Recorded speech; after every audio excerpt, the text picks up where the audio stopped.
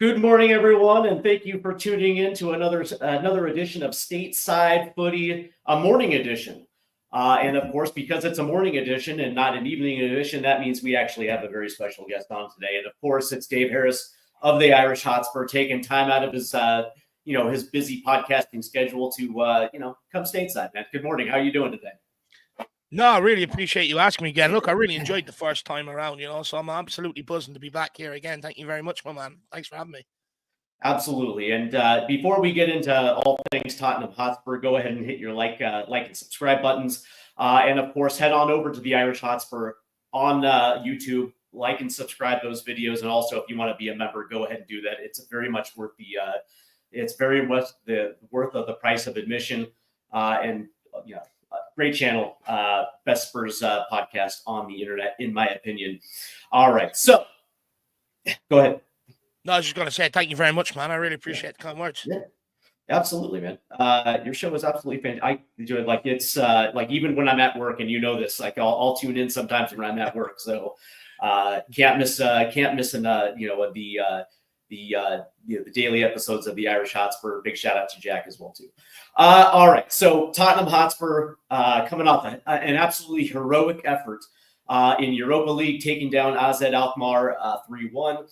And then, of course, it wasn't without some fireworks as Alza came back and actually scored a goal and kind of made things tricky. But that being said, Tottenham Hotspur were able to overcome that, put in the winner, put AZ to the sword, and all of a sudden now we're in the quarterfinals, which I believe is now the 8th time Tottenham Hotspur in history have advanced to the quarterfinals of this tournament, otherwise used to call the UEFA Cup, and now it's obviously Europa League. So history. At least Tottenham can get back to that level in this tournament again, and they move on to Eintracht Frankfurt, and of course tomorrow they get Fulham, which I'm not exactly too thrilled about because Fulham just has a way of bullying Spurs, and over the course of the last couple of years, so it is what it is. But that being said, we're going to get into all that in just a second, but there are some news and notes that I want to get into real quick, Dave. And the first one was I believe this came out either right after the Bournemouth match or right before that match.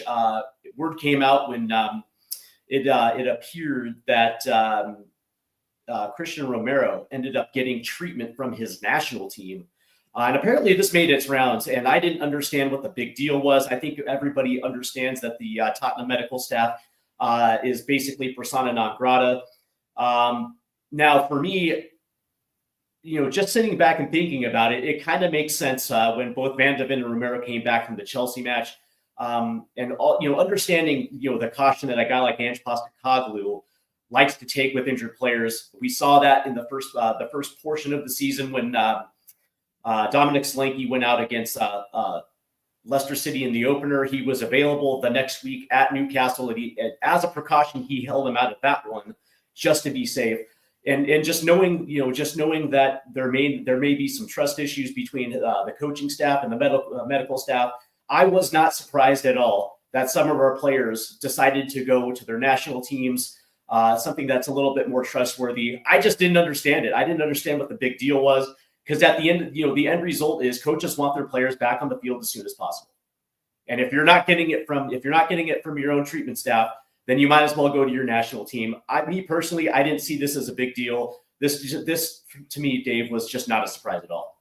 Do you know what? It wasn't a surprise to me. Do you know, for me, Steve, right? Everyone has been blaming the injuries on Ange Postecoglou, his intense style of play, his training methods and stuff like that. And when I was hearing this, it's one thing I've never subscribed to, because immediately I thought back of the Pochettino era. Anyone goes back, look how skinny them players were. There wasn't a pick on someone like Harry Kane compared to when he left Tottenham Hotspur. And his training regime during the week was notoriously tough. You had to meet certain metrics to get on the field at the weekend or even be considered for selection. But also the amount of players coming back from injury, complaining, saying, it's taking us too long because we have to meet this, this, and this before we can come back. The return from injury process is too methodical.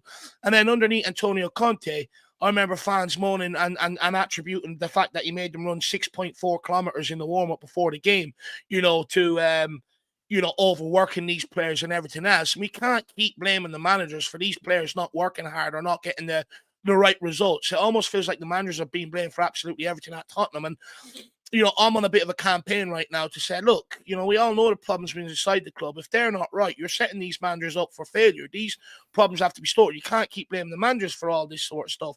And then also when I hear the class of 91 or 92 from Man United, they always speak about the intensity of their training sessions and that the game's reason. 100%. So I've never subscribed to the injuries of Postecoglou's fault. And then when Romero came out and credited the Argentinian national team, with his return from injury and gave none to Tottenham Hotspur whatsoever, that sort of sent alarm bells ringing off in my head. So I went and done a lot of further investigating, and Mickey van der Ven has also gone to see someone out in Spain and a Dutch specialist as well to help get him back on the field. With him, he has to now change his running style to, so that his hamstrings don't keep going and stuff like that. Richarlison is the latest one to now be going to seek advice outside of the club. Yep, Brazil. I remember Harry Kane also going and having that Canadian doctor that he was working with, flying out and flying him in and stuff to keep him on the pitch at Tottenham Hotspur. So then I went and done further investigating. I'm like, well, this isn't right. What's going on in the medical department? Well, they've had 2 reviews of that over the last year, which stinks of something being wrong. And then also Geoff Scott, who was there for 20 years, had ended up leaving the medical department, and he was basically over the whole process, giving people the people below him to work off, help these players get back. And he was never replaced. So, our medical department is in complete disarray. And then I also remembered that they were putting out adverts for positions within the medical department and stuff like that earlier on in the season. So, for me, I think it's convenient to ignore all that or not go looking for the information and just blame it on Postecoglou. But I'm not that sort of guy. I like to think I'm fair, and I'll go and look for, all the facts that I can before I make up a decision. The conclusion that I've come to, Steve, is that if the medical department is in such disarray, if we're out trying to bring staff even though we're supposed to have the best facilities in the world, why aren't we headhunting staff and stuff like that? You can't keep blaming the manager. In my lifetime, I have heard all my life of players at all different clubs and in all different sports sort of sometimes going externally outside of their clubs to get specialist help on a specialist injury that maybe the people inside the club aren't used to dealing with. But a lot of the injuries that we've suffered this year, they're not specialists where these people need to be going outside the club. They should be able to be dealt with inside the club. And to be honest with you, I've also heard many stories of players taking anti-inflammatories to get out there, players coming off the bench. They shouldn't be anywhere near, coming onto the pitch and stuff like that. People taking injections to get through games and stuff like that. Some of the stories I've heard. And for me, I don't think we're going to be told the full story on this till probably when the season ends and over the summer. Yeah, and by the way, in the States, this is absolutely a non-issue, right? Depending on the sport, it doesn't matter. If you have a torn ligament, generally speaking, some of these athletes go to the best doctors when it comes to these surgeries. And it has nothing to do with disrespecting the medical staff that's in-house. It's just there's some guys that just do surgery a lot better than others. This is not even that big of an issue. But you mentioned something very interesting. Mauricio Pochettino, you're absolutely right, dude. His training methods are legendary for being intense. Pep Guardiola, Jurgen Klopp, Mikel Arteta, Thomas Frank, Areola with Fulham. All these guys have intense workouts, training sessions, because the idea is that when it comes to game time, it wants they want this thing to be easy. They want this to be somewhat a little bit slowed down. So if you go through these intensive training sessions midweek, by the time you hit the match on the weekend, it's not going to be a problem. You're going to be up to speed. This is absolutely nothing new, and I just, for the life of me, I can't understand why fans just want to lay everything at the feet of Ange Postecoglou when, if you want to judge him based on results, that's fair. Yeah. That's fair because that's something that he's absolutely in control of. But that being said, what he's doing training session wise is nothing that every other coach in the Premier League, probably the Championship, probably the Bundesliga, Serie A, name a league. And I guarantee you there's going to be coaches that have these demands in training sessions because they want the game to be, they want the game to come naturally to them come game time. But like if you're fitter, faster, stronger than your opposition, your game becomes easier on the weekend because you're more mobile, you can get around. That was the whole idea under Pochettino. That's why you had them players absolutely super fit. So then come the weekends, games were a lot easier because they were able to get around the pitch a lot quicker than their opposition. Look, I think at Tottenham, and this is where I sort of get a little bit annoyed. Like, don't get me wrong. Like you said, I can understand people question, certain elements of Postecoglou's management or even question the results. No problem. But we're getting into the realm where, you know, we're just blaming absolutely everything on this guy. He's becoming a scapegoat for absolutely everything. And half of the stuff I'm saying, people may not understand now, but a lot people will start talking about and blaming the ownership and stuff like that once the scapegoat has gone out of the dugout. And for me, I just don't want to keep making the same mistakes, right? We blame Conte for everything at the club. We blame Jose for everything at the club. Blame Nuno for everything at the club. The reality is we don't hire bad managers. These managers go on and do good jobs elsewhere. They're okay for every other club, bar Tottenham Hotspur. And I'm sick of making the same mistakes. We can't keep sitting here and expecting the manager to be Harry Potter and fucking conjure up magic every single week at some point. Because the reality is, right, everyone knows the problems with the club, but no one's really talking about them anymore. Everyone wants to blame Ange for absolutely everything. And it's just, if we really want to progress moving forward, it's not the right thing to do. And, this blaming him of injuries is absolutely madness. Oh, I couldn't agree with you more. It just seems like it seems like, and again, I think I might have mentioned this recently, where it's like I totally understand. Like, Spurs have not won a trophy in forever, so a lot of supporters are hanging emotionally on the ebbs and flows week in and week out, and when things are just not going right, they're looking for a scapegoat. And unfortunately, this is I don't know how it operates for a club like Newcastle or City or anything like that.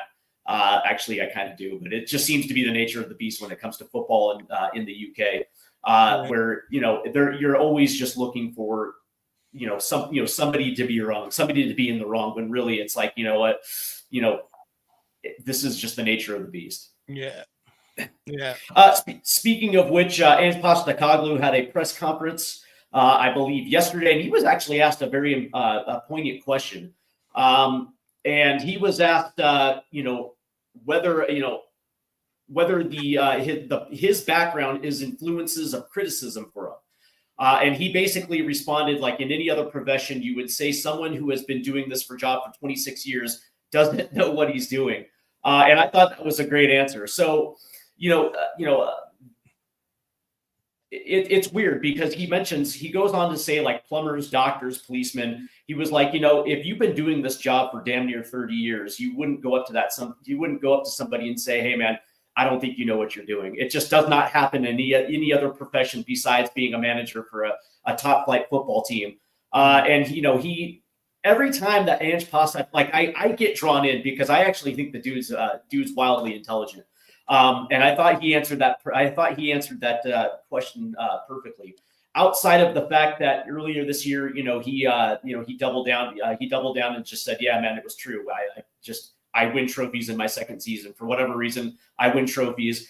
Obviously, that's been taken so far out of context now because of what has happened so far this season. I'm curious to know, man, how do you respond when Ange Postecoglou is saying, "Hey, man, yeah, 100%. Yeah, the noise is absolutely deafening sometimes, but it is what it is." You know what I mean? How do you feel about Ange Postecoglou in the context of the criticism because of his background?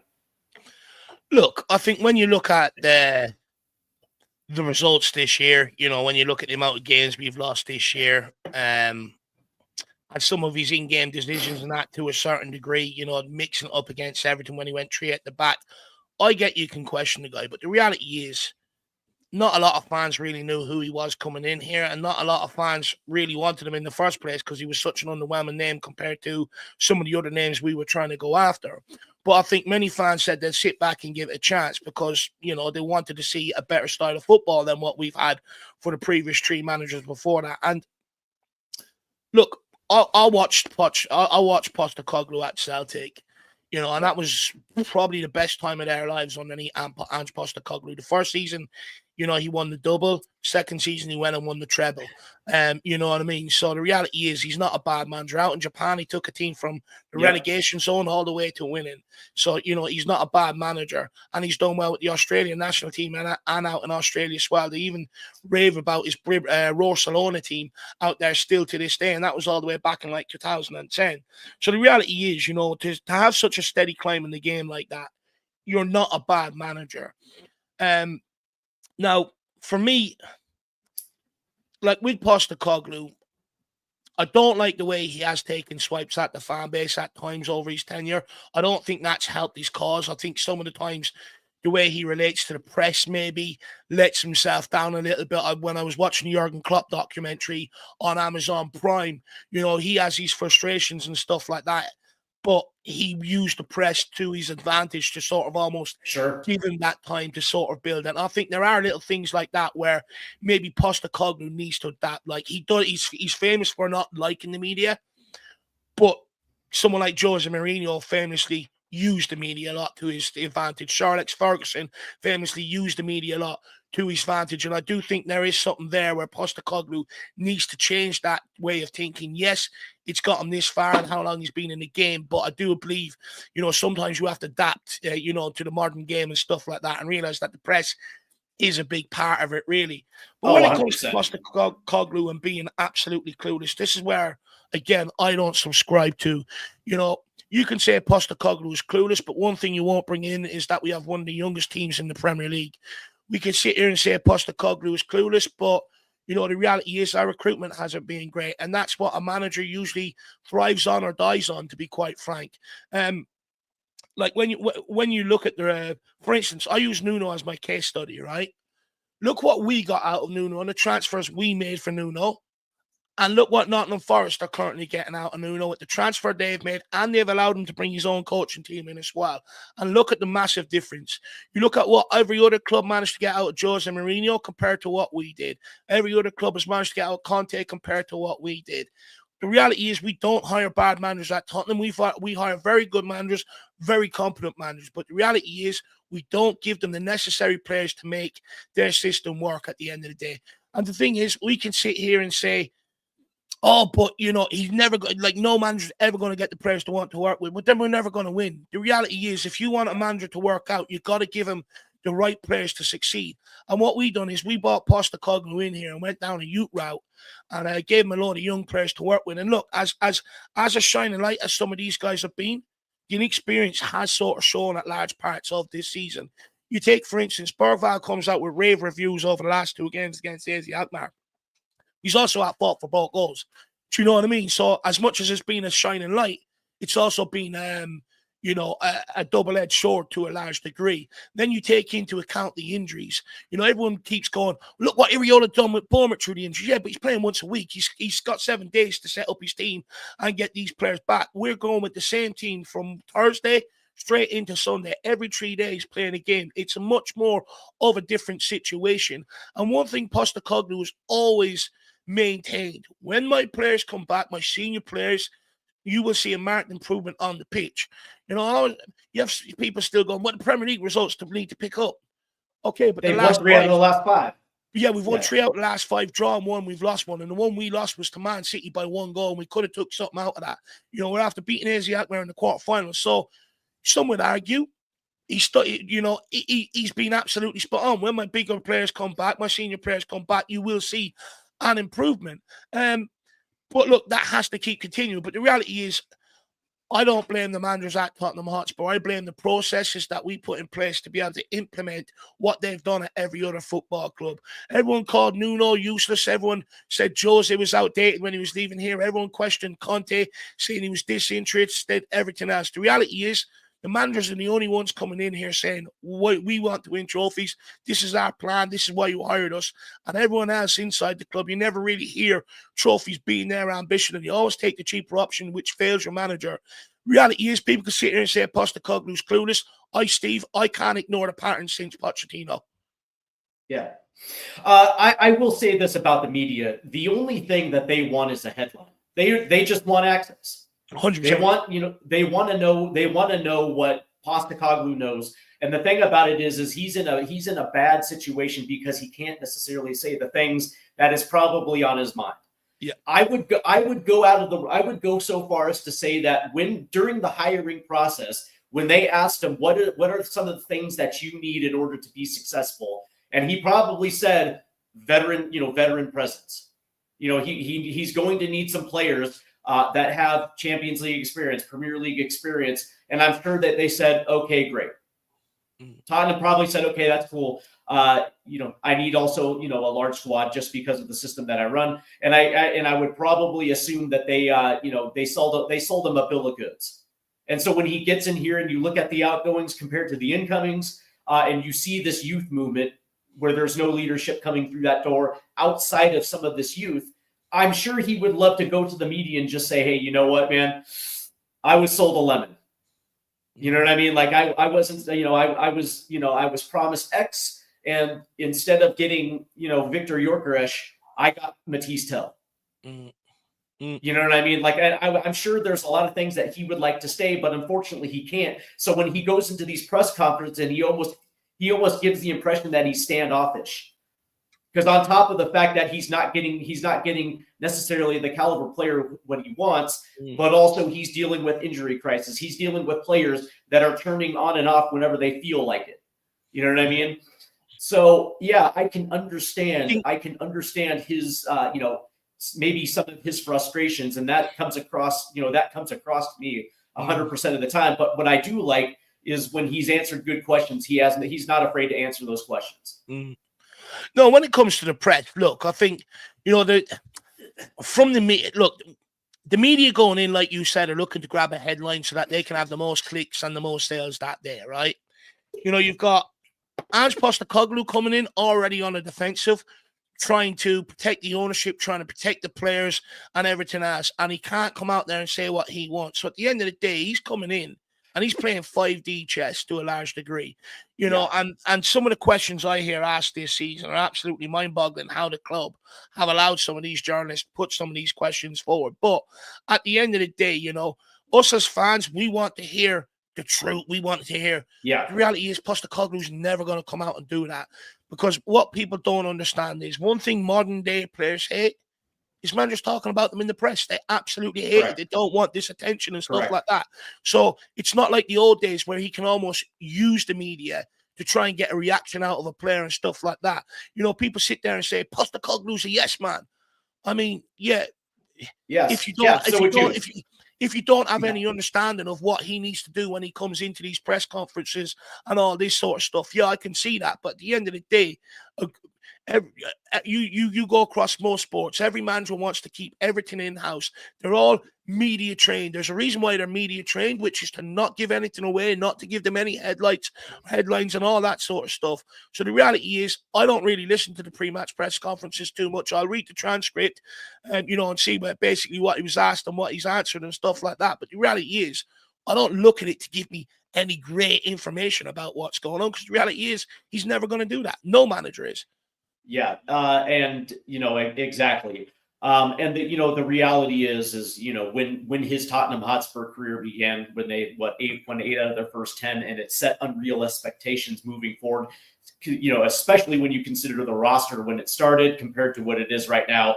Yeah, he's not going to tell you anything that's close to the vest. That's just not going to happen. But mostly, you're not going to talk shit about your bosses. Yeah. Right. The first thing that's going to happen if you do that, or you second guess Daniel Levy because you didn't get the player that you wanted, you're not going to be around that. You're not going to be around much longer. You're going to be sacked. So yeah, that's exactly right. So yeah, for all those people out there that want to sit there and call him a yes man, yes, so would you. You know what I mean? Like if you want to get fired, then go ahead and just hang out your dirty laundry, hang out your shit to the press. And see how quick that's going to rebound, and you're going to be out of the job. 100%. I always put it back to real life sort of, scenarios. You're not going into your job telling your boss what you want to do, how shit the place is, everything else. You go in. The reality is, your boss says, "I want you to do this." You go, "How high?" Because you've got bills to pay and stuff like that. At the end of the day, so the end of the day, he's never going to sit there and unless you're Antonio Conte and you're done with the club and you want your severance payment, you're never, ever going to come out and criticize the ownership. And that's where I think, in a way, the manager loses the fans because the fans want to hear him come out and be honest about all the problems. But the reality is, the guy wants to keep his job and make it work. He can never do that. Yeah. Absolutely. And I don't, I highly doubt anybody who would be in that position would ever lay out your boss's dirty laundry, not without any type of repercussion. But let's get into it now, because the Tottenham Hotspur had an absolutely impressive performance in the second leg of their Europa League. And I got to say that Ange Postecoglou got it right from his starting 11 to his substitutions. I think this was, I don't necessarily want to say it was his best performance of the season, because I actually think that he's had multiple good performances. But in the context of what I think the narrative around it was, that had he lost, he probably would have gotten sacked. There was a lot of pressure. I don't necessarily believe that, so to speak. But that being said, absolutely dominant performance. One of the things that had pissed me off over the course of the last 4 matches was the fact that they got back to dominating possession, but they just weren't putting shots on goal. This match was not the case at all. As a matter of fact, we started seeing Sonny put balls in the box. We saw Madison put balls in the box. We even saw Jet Spence in create space and put balls in the box. And of course, Wilson Odobert with the brace. First question to you, my friend, is go ahead and give me your thoughts on that match. And what were some of the things that stood out to you of what we didn't see in the Bournemouth match? No, look, first of all, I think massive credit to Postecoglou. Many people have pulled him out for his team selections, etc. Even me to a certain degree, when he keeps picking Johnson and Paulo down that right-hand side when it clearly doesn't work. But, going into the biggest game under pressure, and you got to remember, look, for me, I think if we did go out last night, the ownership do have a history of sacking managers when there is looks like European football is no longer on the table. And I do think they would have pulled the trigger. So he's going in there basically with his job on the line. It's Tottenham's biggest game of the season. And also, Pochettino was just after doing an interview on TalkSport saying he would love to come back and manage Tottenham someday and stuff like that. So there's immense sort of pressure. And in the pre-match press conference, he was almost asked, basically to sack himself if we didn't win the game. How do you think your future's going to go if you don't win? Do you think, it's going to cost you your job? I mean, imagine being asked, where else in the world or what other job do you get asked that, about your job being gone before, you've even completed a day's work and stuff like that. But, there was massive pressure coming in. And I think, he made the right decisions in terms of the team selection. He went with Pedro Porro, despite him being very unpopular around the fan base right now. He went with a very sort of young midfield with Papa Matasar and Bergwald. Papa Matasar, again, is not the most popular, in recent weeks. And then also bringing in Wilson Odobert and dropping Brennan Johnson. He made some big calls, and I think he got the starting lineup absolutely spot on. So he deserves credit in that regard. And also to continue play, sometimes when it's a manager's last throw of the dice, sometimes they try to change it up and do something different. He didn't. He stuck by his convictions and stuck by his beliefs and the way he wants to play and stuff, and it ended up, working out in his favor. But look, I thought the first 20 minutes of that game, Steve, I thought we were a bit nervous, but to be expected. When you're losing 18 games in a season, that does have a negative effect on the whole environment. Everyone starts losing belief to a large degree. Everyone starts questioning what they're being asked to do. Everyone starts questioning the processes. And just as a player, you lack confidence, so you start taking the easy way out all the time, even on the football pitch with all this sort of safe passing it backwards, sideways and stuff like that. But I think once Son ended up getting that press and we ended up getting that bounce of the ball, it's sort of that goal.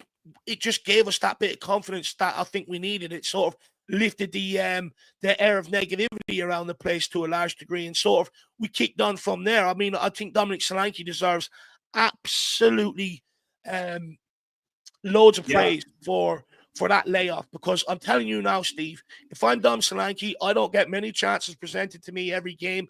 I'm absolutely dying for a goal. And the England squad is right around the corner. I'm taking that shot. I'm not laying that off. But he put team first, and he laid it off to Wilson Odobert to guarantee the goal. You look at Son's layoff to Madison, again, laying it off to sort of guarantee the goal. Absolutely brilliant. And I think what impressed me at halftime was, and again, this is where I think Postecoglou deserves praise, is we almost came out and looked to put the, put our foot on their throat, stamp our authority. It's very easy in them situations to go, okay, let's calm it down now. We're back in the game. Let's be a bit more methodical with what we're trying to do. Let's not take too many risks, etc.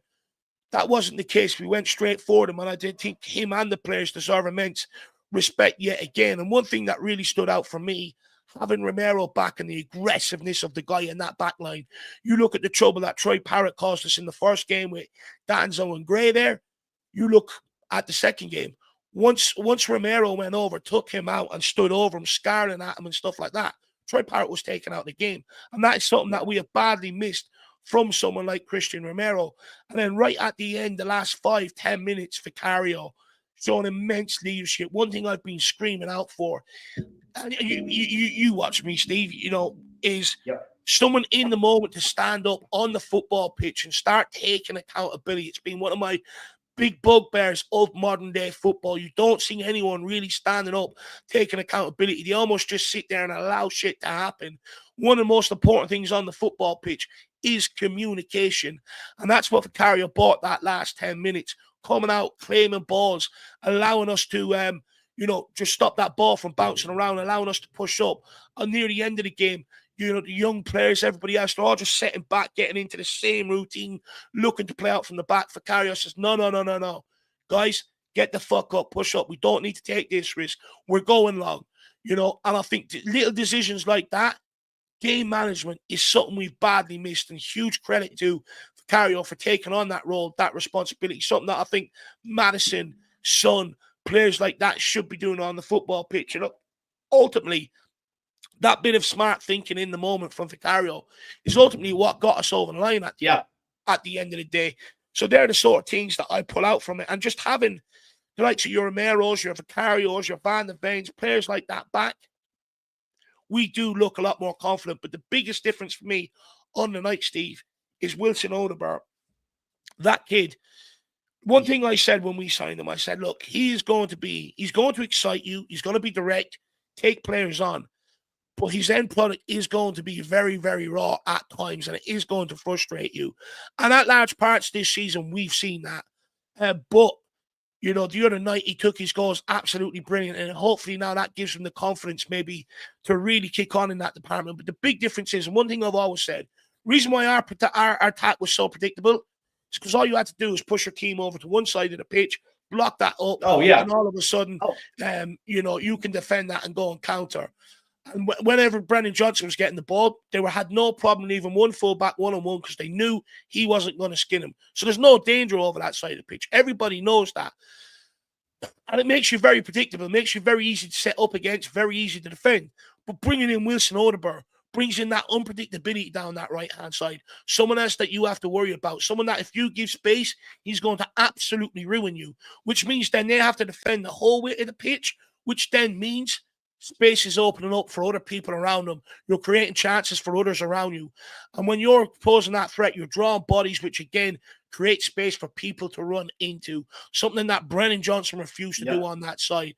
So having your whole attack line, as a threat really helps you out. It means you can go down all sides, whereas before that wasn't happening. Too one-dimensional, very easy to set up against because half of your front line was absolutely weak and piss poor. 100%. And quickly for in the chat room when the Spurs go marching in. Big up, Dave and Steve. Hope you're both doing well. Absolutely. Thank you for being a part of the show this morning. So it's good to have you. The two things that I took out of this one were number one, Wilson Odegaard, as you just mentioned, but it was because we finally have competition on that right side. Mm-hmm. You're 100% right in your assessment. When we're lacking creativity from both sides, most teams just overload one side and then strike out on the counter. And now you have competition on that right side. And I keep saying this, and I'll say it time and time again. The best thing for anybody is to have that competition because it means that you're going to be forced to either get better or you're going to be dropped. And now all of a sudden, Wilson Odegaard has emerged to give. And I know some people are going to say, well, what about Mikey Moore? It's obvious that Mikey Moore right now is just for whatever reason not necessarily in the plans. I'm not going to say that it's not like anything like that's going to happen in the future. But as of right now, for whatever reason, he's just not in Postecoglou's plans. But Wilson Odegaard is. And now it forces Brendan Johnson to either kick on and get better, or he's going to end up losing his spot. And I don't have a problem. I don't have a problem with this at all. I think I told you, Dave, on a couple occasions. I think Brendan Johnson's development has stalled. I think he's gotten far too comfortable. And when somebody gets comfortable, you get complacent. And when you get complacent, you're just going to go out there and do what you feel is necessary instead of what your coach is asking you to do. And now you have a guy like Wilson Odobert who is going to play the position to what his coaches his coaches want. And when you saw it in the build-up play when they're passing 1-2s, and all of a sudden he's going to make a run into the box. Yeah. The other thing that I want to mention is Dominic Solanke, because it is night and day different. Having a dude like that, it's night and day. There is no comparison, and it was just amazing how much this team absolutely missed Dominic Solanke, not just in the build-up play, but as you mentioned in the box as well too. You're absolutely right. There is a guy, and especially considering his status with the English national team, being able to score goals, being able to at least on the stat sheet to be that guy. Yeah. And not only did he not take an errant shot, he laid it off to Wilson Odobert. Yeah. For that first goal, and that shows you exactly the difference between players that are fighting for the badge and other guys that probably selfishly would just take an errant shot, and all of a sudden that attack can come to a dead stop. When it comes to can you still hear me? Yeah, absolutely, sir. Yeah. When it comes to Dom Solanke, I think the biggest, I'm glad you actually sort of brought that up and jogged my memory, is when it comes to Dom Solanke, Steve, when you look at modern day football, right, it's completely different to the older days, whereas people used to set up with all your banks of four, back in front of the box and just sort of defend the area, right? But with modern day football, it has changed to the point where they see attack as the best form of defense. Everyone wants to defend from the front. And when you've got someone like Matisse Tell who, sort of goes after that press, and I pointed it out when he's played up front, he's going after it half-hearted. He actually doesn't believe in the press. He's going at it half-pace, and it's night and day compared to Solanke. You watch him the other night, sprinting after absolutely everybody. And the big difference is, when Matisse Tell is doing it on a half effort on the jog, it actually allows the team to be able to play through you. And the midfield then was being called into question, saying they're wide open, they're being destroyed, this, that, and the other. But you watch Dom Solanke the other night going on the press. It doesn't allow them to get their passes and play through you. Yes. It forces them to pump it long. And then when you've got Romero and Van der Ven across that back line, all they do is turn it over, take it down, and go straight back at the opposition. And that's what that's the whole idea of having your striker working as hard as Dominic Solanke does. And hey, presto, no one spoke about that midfield being open against Vitesse Arnhem. So that press and that willing to defend from the front is absolutely crucial in modern day football with modern day managers and people that want to play attacking football. It is a non-negotiable. And when that press is right, we look so much better as a team. We actually go and create chances. We score goals. When that press isn't there, that's when all the troubles, open up for this team. And that's how crucial Dom Solanke is.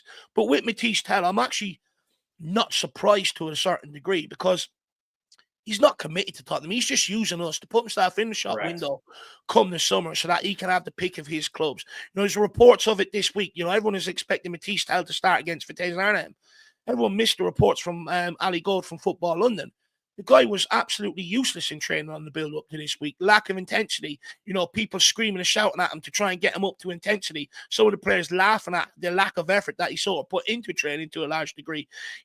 So that shows to me that he's not really committed to Tottenham Hotspur and what we're trying to do here. If he really came here with desire to make a massive impact on what we're doing, he's at the right intensity, for training sessions and the game. And I don't think he wants to do the work. And I think you'll slowly see him phased out. But this is a big problem. Like you brought up Mikey Moore. I'm not being funny.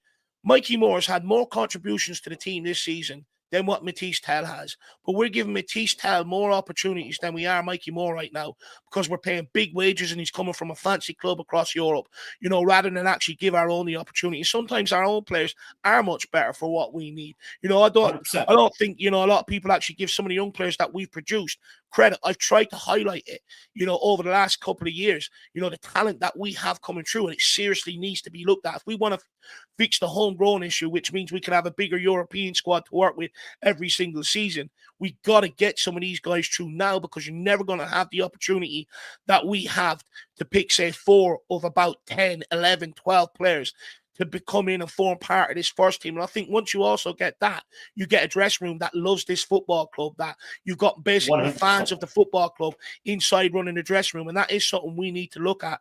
But back to your point, look, Dom Solanke, not only that, he gives you that physical presence up front that Batiste hasn't given us. You go back to the 3 games before that game there against Vitesse Arnhem. Tell had less than 100 touches across 3 games, which is absolutely shocking. But to a large degree, I don't blame the kid. At the end of the day, and this is where I come back to recruitment, Steve, should never have been brought into this football club in the first place in January. Postecoglou's sitting there screaming for a striker. He's got Solanke out. He's got Richarlison out. And we go, do you know what we'll do? We'll grab you a 19-year-old on the periphery of the Bayern Munich team. That's a natural winger, and we're going to bring him in, and you can get him up front and make it work. And this is, and then people sit there and go, but we're shit. This isn't Ange ball. We ain't scoring goals. We ain't creating. It's like, yeah, because the recruitment in the forward area is absolutely useless. You're losing 2 experienced seasoned strikers, and you're bringing in a 19-year-old that's naturally a winger and saying, keep our season alive. Go and send us to a Carabao Cup final. Send us into the next round, the FA Cup, while maintaining our status in the Premier League and pushing us up the table and bagging goals in Europe. You were never, ever going to get that from a 19-year-old. He should never have been put in this position from Tottenham Hotspur in the first place. No, I completely agree with you.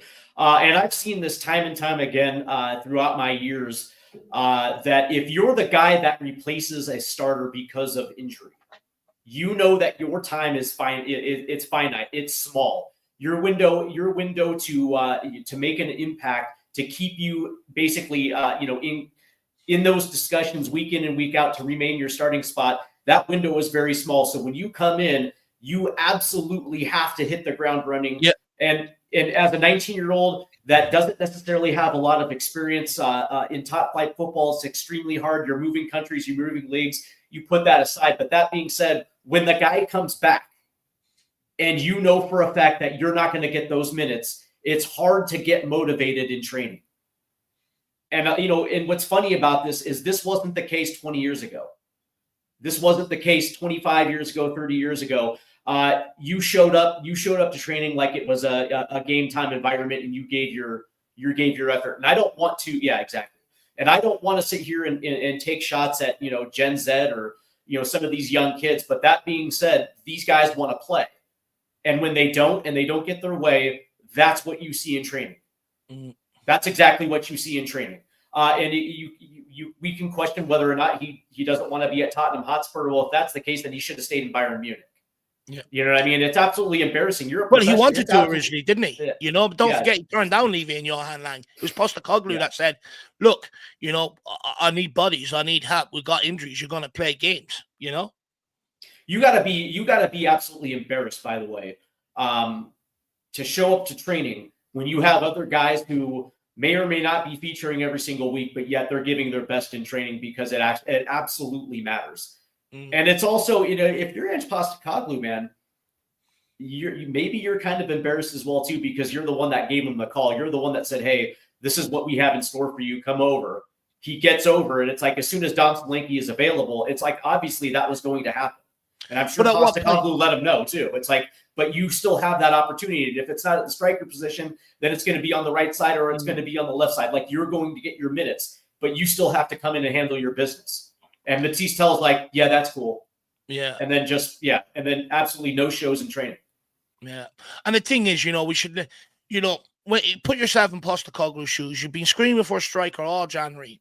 Yeah. We've missed out on previous targets like Colin Mawani and people like that we've got over. You've got a couple of days left in the window. He's the only guy that is available that you can try and get to come to this club. Postecoglou, done his job there. But at the end of the day, it's not the guy that he would have wanted. He would have looked for more experience. For instance, we brought in Kinski, young goalkeeper. Look how many games he's cost us. Do you know what I mean? And this is the problem with what we go after in terms of the transfer market. It's nowhere near good enough. But Matisse Tell, Look, I'm just not sure it's going to work out. And to be honest with you, I think if you do sanction the 60, 65 million, that's going to cost to take him here permanently. I think you're just adding problems to Wait. your forward lines actually rather than solving problems in your forward line. Well, we also saw these reclamation projects with wingers that played striker, and you saw exactly how Timo Werner worked out Hmm. as well too. So it's not something that you want to do. Like if you're going to spend $60 million on this kid and not necessarily have a plan for him, you're essentially flushing 60 million pounds down the drain. You mentioned I on your show, I think Jack asked you if this was the biggest win of the season, and I think you responded with not. It's not necessarily the biggest, but the most defining win of the season. Hmm.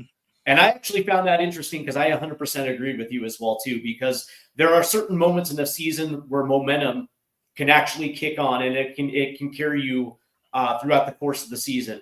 And with everything that was going on, I think I personally looked at this one as a galvanizing win because as you mentioned, there may have been some issues as far as tactics and what your position or what your defined role is. And it seemed like everything came together.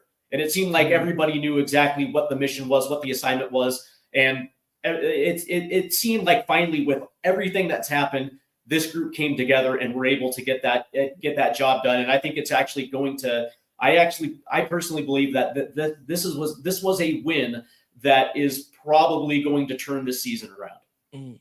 as Yeah, far as consistency goes. do you know what? That was maybe because when Jack put the question to me, it's like, don't get me wrong. Like when I was looking at it, I don't think it was our best performance of the season or anywhere near it, to be honest. I think I have I seen agree.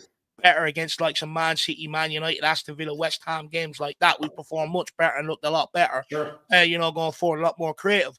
But when I looked at when I sort of heading into the game, there's been a lot of question marks about whether these players are performing for him. Well, Yeah. they could have easily thrown him under the bus Thursday night and washed their hands with him. And at many other points this season, and they haven't. They've still come out fighting, and they still come out publicly and back this guy, saying that we enjoy the style of football, what we're being asked to do, and we like Ange Postecoglou. And then you look at the pressure that was on Ange Postecoglou. And like I said, I do believe he would have been sacked if we didn't win that game. But it's sort of one of them, and I take my mind back to Pochettino. I remember Harry Kane scored a deflected free kick off the Aston Villa wall, and that ultimately kept Pochettino on the job, and we never looked back since. And I just think that win was one of them when there was so much pressure on absolutely everybody involved. We've ended up winning the game, getting through comfortably enough to a large degree. And I just think it's one of them that brings everybody back together to a large degree. I also think it lifts the depression around the club. I think it brings new confidence to the players, to the manager, and everything else. And I do think we'll probably see that reflected on the pitch between now and the end of the season. And I just wonder, could we go on a little run now? Because, players have spoke about it. Postecoglou spoke about it, but it hasn't really happened. But when you do look at the last 5 Premier League games, results are picking up in the Premier League. And I just wonder, is that game, that game where, Madison played well, Son played well, Solanke was brilliant, Udebur was brilliant, Bergvall was brilliant, the back line was brilliant, Vicario was good when called upon. Does that give everybody that confidence they need to really come together and really kick on? Because at the end of the day, one thing with Postecoglou's management is he does use a lot of the outside noise as an internal motivator. One thing he done 100%. one thing he done at Celtic, Steve, was, and you'll hear a lot of the Celtic players underneath him talk about this, was us against them. Even it was them, their kids, their wives. It was a real family feel, and it's us against them. Look at what they're saying about us, the noise, etc. Go out and prove them wrong. And I just think with the amount that they've faced this season, there does seem to be a common goal within there to really go out and prove people wrong and really sort of kick on. And I just wonder, could it be a defining moment for Postecoglou at Tottenham? Now, look, he's got massive strides to make in terms of we got to start going out, performing, creating chances, don't look so vulnerable across the back line, not just great getting over the line. But at the end of the day, I just wonder, will we kick on now? Could it actually be that game that we kick on, saves Postecoglou's career at Tottenham, and then kick on again next season? It's a big if, but I'm just going to say it's not impossible. I've seen this before.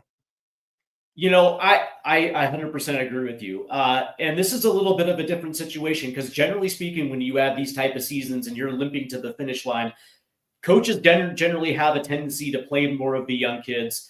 We saw a little bit of Archie Gray at the 6 against AZ Alkmaar, which was nice to see. But that being said, it's a little bit of a different situation because Ange Postecoglou is fighting for his future at Spurs. And I would probably think that, in that context, you're not necessarily going to see some of these young kids get minutes as they're limping to the finish line. They're going to be going full out, and I think what that win did was give them confidence, and that's probably what they needed, a nice little shot in the arm. Confidence is key in sport, though, isn't it? Yeah, just to reinforce the messaging again, because when you have these type of seasons, you start to doubt it. But that being said, I go back in this sport for quite some time now, and I know what it's like when players quit on a coach. You start seeing dumb mistakes, and you start seeing more jogging than you are seeing hustling on the field. You start seeing things where you're kind of like, okay, that's cool, man. You checked out. You're just waiting for vacation to start. I understand. I totally understand it. That's not what's happening. And even in the middle of the injury crisis, I didn't see that at all. You see a manager who is fighting for his players, and I think that's being reciprocated. I always go back to, it's like, when you're missing your 3 best players, obviously it's not going to be playing the way that you want. And as we're starting, as some of these guys start ramping back up to their full 90, and that's going to happen quick, I think you're going to start seeing not only Ange ball, but I think you're going to start seeing that confidence moving forward. And I think that happens against Fulham. And especially early against Fulham too, when Fulham is going to try to take that momentum. I actually have a feeling that Spurs are going to give that back. I think it's going to be. Me personally, I think it's going to get a little ugly in the first 20 minutes. But that's interesting. Yeah, I do. Yeah. It's like when somebody tries to punk you, when somebody tries to bully you, are you just going to take it, or are you going to give it back? And I will say this for a guy like Lucas Bergvall, who is not afraid to make challenges. You know what I mean? Like that's what I love about young kids, feisty young kids that somewhat play with blinders. That maybe maybe you would maybe there would be some professionalism with some guys that are a little bit older, but this young kid is like, oh, screw all that, dude. I'm going right back after you. Yeah, I like it. Yeah. No, look, with the youngsters, you almost get that sort of fearlessness, to a large degree. But, like I said, with it being a double-edged sword, you also do get mistakes, that can cost you games, cost you momentum, cost you points and stuff like that. But look, it does seem like now that, I take my mind back to that Coventry win, Steve, right? In the cup, we struggled for large periods of that game. We got over the line. We went on a 7-8 game run after that. The confidence was lifted. There was so much pressure on absolutely everybody. Again, where it looked like if we went out, Postecoglou could cost him his job. But again, the players fought to the very end, kept them in that job. And it lifted their confidence around the place. And I do think this win could be similar. But the big point is it's coming to the back end of the season. And the big difference is, compared to other seasons, we've still got something left to play for. And that can 100%. Be a motivating factor to help you kick on and really, keep going to the end of the season. 100%. Yeah, and it's going to get even better after the international break too as well. We're going to get Kulusevski back in the starting 11. And this thing is going to look pretty much like it was supposed to be before the injury crisis started. But I wanted to talk a little bit about there seems to be this conversation about what is the best starting 11. And for me, okay, cool, injuries, and maybe there's some rotation that was happening where we're not necessarily seeing our best 11 on the field. Me personally, I think it kind of goes without saying. Those guys that you would expect to be are probably going to be there moving forward, barring any type of injury. You're going to see rotation, but that's just typical of Ange Postecoglou, especially right around the 65th minute, right around the hour mark. He's going to continue to rotate. But that being said, barring 2 positions, I think a lot of these guys just pencil themselves into the starting 11. No, 100%. Look, I think I agree with you. I think for me, the biggest one is the midfield. You look at the amount of, Yeah. I think Postecoglou has had 66 different combinations in 44 games or something like that. 1.5 substitutions per game on the midfield, which is nearly 2 subs per game. And when you look at the actual squad, it's been one of the areas that has been least affected this season compared to the goalkeeper, the backline, and the striker in terms of injuries. So you can't necessarily pinpoint, the different changes and the different combinations in there down to injuries. And I do think, that maybe leaves open the question, does Postecoglou know his best midfield three? I think you're right. When you look at the goalkeeper, I think it's absolutely nailed on. It's clear it's Vicario. He's come back. He's proven that to absolutely everybody. When you go to the back line, I think, again, it's clear. Porro right back, Romero centre back, Van de Ven left-sided centre back with Jed Spence at left back. I think the forward line, again, picks itself. Son, Solanke, Udebur. Midfield is where the question mark really hangs over for me. But I do think our best midfield is Bentancur, Kulusevski, and James Maddison. Because for me, we actually, when that was our midfield, we were purring. And I think Postecoglou, we ended up losing 3-2 to Brighton. And Postecoglou changed it up as a result. And we've never really quite, looked good since, or really been competitive in there since. And I think him and Maddison had a massive falling out after that Brighton game. The lack of work rate out of possession. And I think, Postecoglou spent large periods proving a point to Maddison. Well, if you don't want to do what I want you to do, you're just not going to play. Simple as. And I think to a degree, maybe he's cut off his, nose to spite his face to a certain degree. It's sort of like, make your point, but don't leave it going on so long, because at the end of the day, you got to realize, this is your best midfield going forward, because Bentancur gives you an absolute solid base in there. You can trust him in possession and out of possession. Again, gets across both sides, cuts out play, and ultimately sticks in that number 6 role a lot of the time and clears ball, helps them centre backs. And then with Kulu and Maddison going forward, you've got 2 different type of creator players. One that carries the ball and takes players on, and the other one that, plays that ball in terms of 15, 20-yard passes in behind. Correct.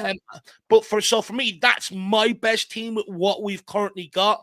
But I still think it could be a lot better if we had more ambition in the transfer market. What would be your best team, though, Stevie? Do you agree?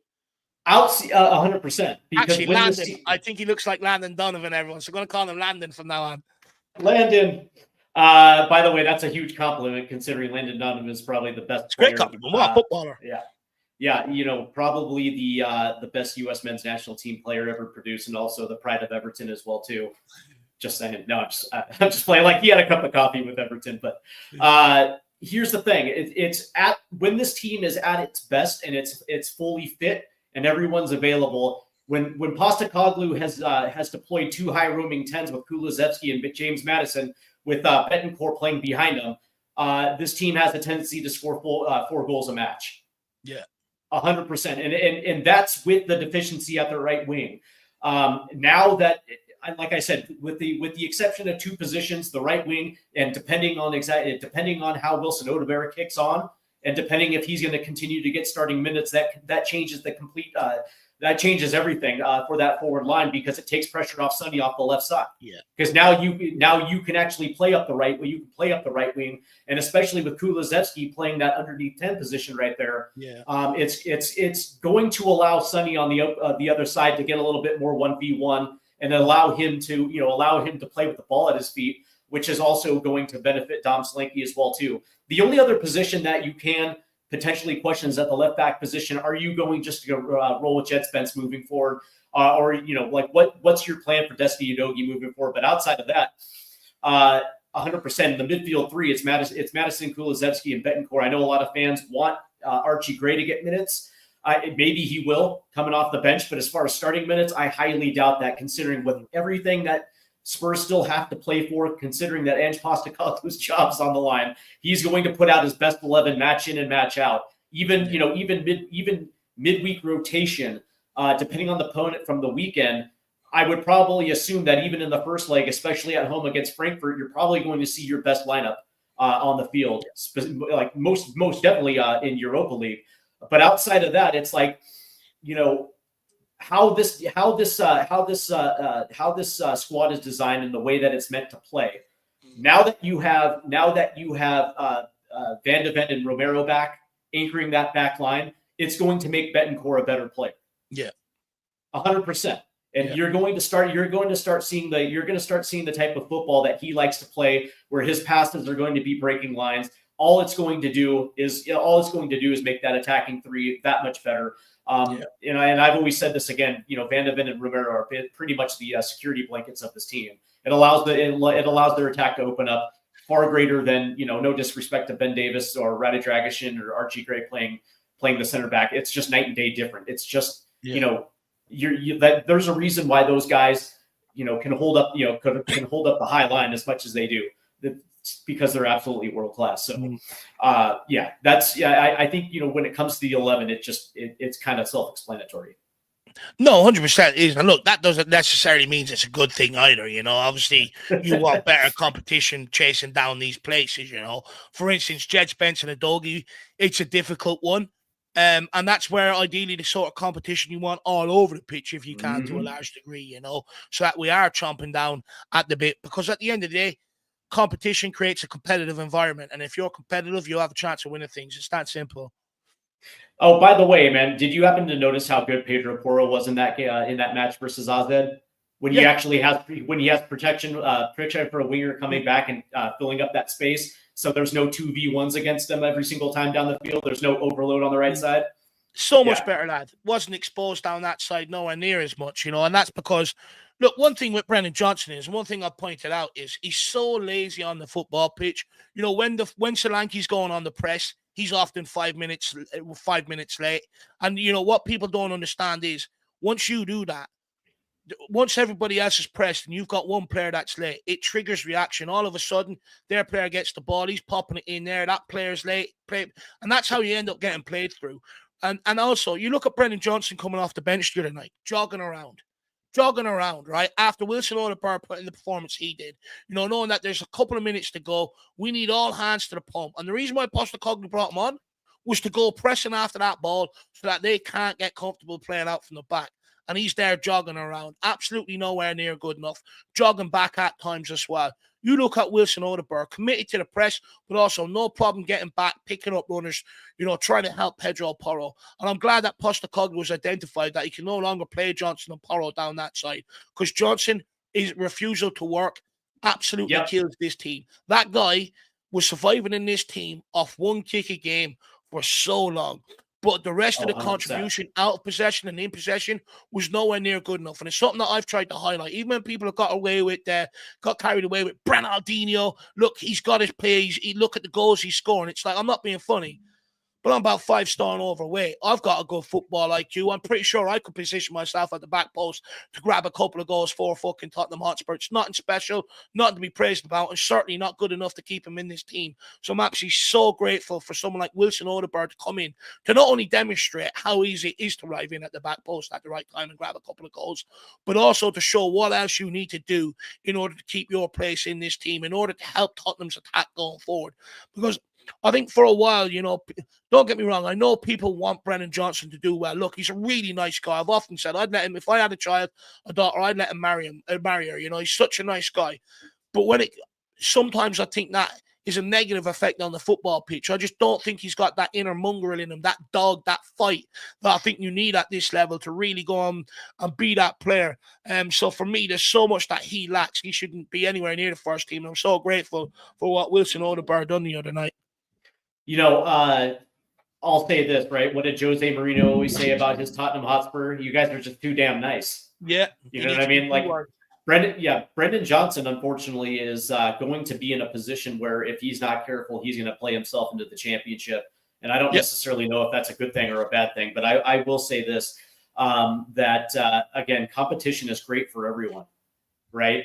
I'm sure you can attest to this as well too, right? When somebody is nipping at your heels and somebody is actually making you challenge, the best comes out of you. If you're a level-headed individual, you welcome that challenge because it allows you to get better. And not only for you personally, but also for the team that you play for. And that was alarming when you see Brendan Johnson, because we've seen Brendan Johnson come off the bench at pass and in the past, and he was a spark plug. He was a spark plug player where you saw the energy. We just didn't see that. I want to before we get out of here, I want to talk about leadership, because that was something that has been bothering me for quite a long time. Yeah. Where when we were at our worst this season and everything was decimated, everybody was pointing to Sonny. They were pointing to James Madison, Rodrigo Betancourt. Why can't these guys take the game by the scruff of their neck? And I'm like, well, has it dawned on you guys that maybe they're just not those players, those kind of players? Yeah. Like, it's okay if they are just players. And if you notice, when we're at full strength, they tend to play their best. But when the game is on the line and the adversity is pressing up against their backs, they almost seem to fold, because they're just not they don't have that killer instinct to be a leader. I'll give you a good example. When Harry Kane was on this team, he had that kill factor, where if you were looking for something in the last 20 minutes, Harry Kane was able to dial it up, and he was able to take a match over. And I think when you have that type of player with the killer instinct, it allows a guy like Sonny to be even that much more dangerous. Mm-hmm. You've mentioned this time and time again, how Harry Kane basically papered over the cracks of this football team, and you're absolutely right. And I think one of the things that it's highlighted was those guys are just not leaders, and that's okay.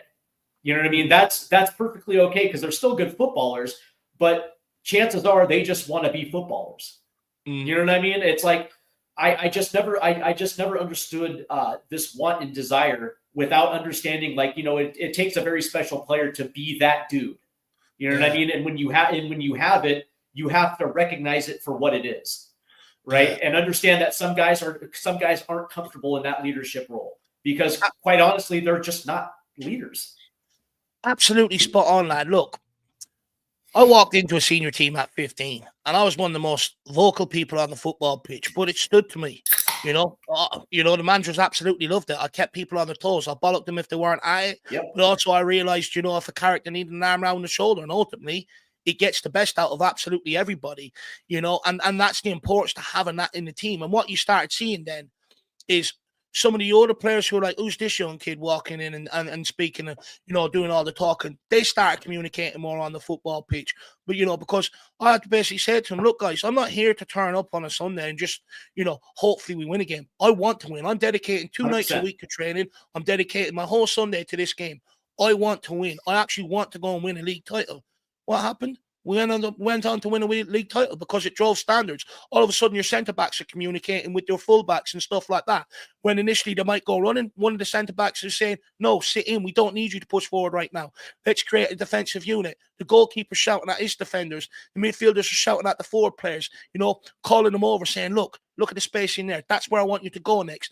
And all of a sudden, it creates a winning environment. And it starts by people taking leadership on the football pitch. Now, to your point, when I'm walking in, you got other players that are happy to let me do that.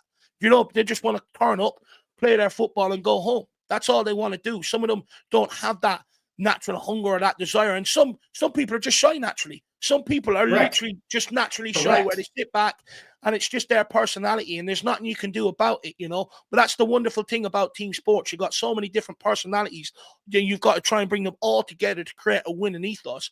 And it's okay being quiet, but you can't have everybody quiet. You do need one or two players that aren't afraid. And this is why I'm not a big fan of Son being captain. You look at 2 images from the game the other night. One of Son hugging Troy Parrott, and the other Romero standing over growling at him. What one looks like a captain to you? And my thing is, Son is a great player, leads by example, and is a great role model to any youngster coming through, how he dedicates his life off the field to be the player he is on the field. But he's not a captain. He's not a leader on the football pitch. He's not some that in the moment, I think Son is a player that concentrates more on his game. It takes a special type of person to be captain, someone that can also concentrate on his game, but take responsibility for other people around him. And not everybody possesses that at the end of the day. Not everybody wants to take on that role, and not everyone can do the two roles within a game. It takes a special type of person, but you need that in a team. And I'm sorry, in this modern day, everyone wants to be nice, slap each other in the ass, tell each other how great we are. But that doesn't win you anything at elite level sports. Elite level sports is not like society. It's cutthroat. You look at the decisions they make with youngsters. When they're the standard, off you go. We don't care if you've got another club to go to. If you're not performing, out you go. We don't care whether you got another club to go to. It doesn't matter. At elite level sport, it's ruthless. And you do need a player that people are afraid of to a certain degree. If they go to bollock someone, rather than them, thinking they can snap back. And if they do, the captain just needs to get a hold of that and say, look, I'm only saying it for the team's benefit. And you're not right now, you're thinking about yourself. And sometimes, it does lead to a bit of a punch up or something like that. But at the end of the day, that's how you garner respect. And you need a player like that around the dressing room, because once you have that, people start listening. People are afraid to drop their levels because they know you're going to be onto them. You need a character like that in the dressing room. I'm sorry to say it. It may be outdated, but you don't win anything unless you do. You think Man City's manager and captain ain't challenging some of them players. You think Liverpool's captain and manager ain't challenging some of them players. I'll tell you they are. You go and watch the documentaries out about Man City, giving you an insight of, their seasons and their success. They're all at it, screaming, shouting at each other. Same with Liverpool and stuff like that. But at Tottenham, we have to be nice to everybody. You can't call people out. And I do think it's a modern day thing. I listen to lots of podcasts. You do hear a lot of, players that maybe span from the older era into the new era saying, look, a lot of these new guys, they can't handle being called out on the football pitch. They can't handle being called out in the press. They can't handle being even called out in the dressing room by a manager. They want it all done individually behind closed doors so no one else knows about it. But for me, that's not the right way to do it. Yeah, and that's a very interesting point. I always said, man, there's leaders and there's followers. And what I see with Tottenham Hotspur is a first team that is generally made up with a lot of followers. Not a lot of leaders. I actually think a guy like Mickey Van de Ven and Christian Romero have the potential to be very good captains. Same thing with Kulusevski. I actually think Dejan Kulusevski probably should be the captain moving forward, either him or Vicario. And especially when you see Vicario on the pitch, good Lord, that dude is not afraid to shout at anyone. But it's not necessarily just about shouting. It's also about for me, at least, it's also making sure that everybody is where they're supposed to be on the field. Those type of things, as far as direction, as far as directionality. Direction. But that being said, though, we talk about the summer window in the context of upgrades. That being said, it's like if this is going to be a repeat carbon copy of last summer, where you're going to have one dude who's going to be a senior player coming in surrounded by a bunch of youth, you better make that count. Because one of the things that I see around the Premier League is when it comes to captains, it seems like most of the top teams have nailed down that leadership role. So, for me, it's like, dude, I want, more than anything, I just want this team to get that guy through the door. Yeah. That guy who's, I love saying this, a guy who comes into the room, but his dick has been there for 5 minutes already. Yeah. No, absolutely spot on. Like, the one I used to love growing up was Roy Keane. You hear United players, they were, I remember they were telling a story about Gerard Piqué when he was at Man United. So like with Roy Keane, you were allowed a bit of music in the dressing room, but what you weren't allowed is phones in the dressing room, And I remember Gerard Piqué forgot to put his phone on silent one day and it went off. And Keane absolutely lost it with him. And, some people go, oh, that's over the top. But it's not. If that's the standard set at the football club, and Roy Keane's whole thing was, shouldn't have distractions in the dressing room. You're here to go and compete and try and win a game. That should be your main focus. And the reality is, Gerard Piqué never done it again. You know what I mean? And it's sort of, and look at the career the guy went on to have. you look at a lot of the players in under Roy Keane's influence. Look at the careers they had at Man United, or look at the careers they went on to have elsewhere. And that's because of the standards that he set. That everything is focused to winning on the weekend, to winning trophies. You need that in the dressing room. It's so, so important. Because if not, you don't go on and win absolutely. You win nothing. And I would argue we're at the time now. If Postecoglou does survive, we can't make the same mistake in the summer and go after youngsters again. Once Pochettino got his young squad together, we went out and signed Alderweireld, Moussa Dembele, Wanyama, players with experience to come in and really kick that team on. And we actually seen the steady progress on the pitch. Once we introduced Wanyama, we got a hold in midfield. Once you brought Dembele into that midfield, we were absolutely dominant. Once you brought Alderweireld in, the defense really solidified itself. That's what we need to do now kicking forward, because if you don't, the same mistakes are going to keep happening for the next 3 to 4 years until some of these players come of age.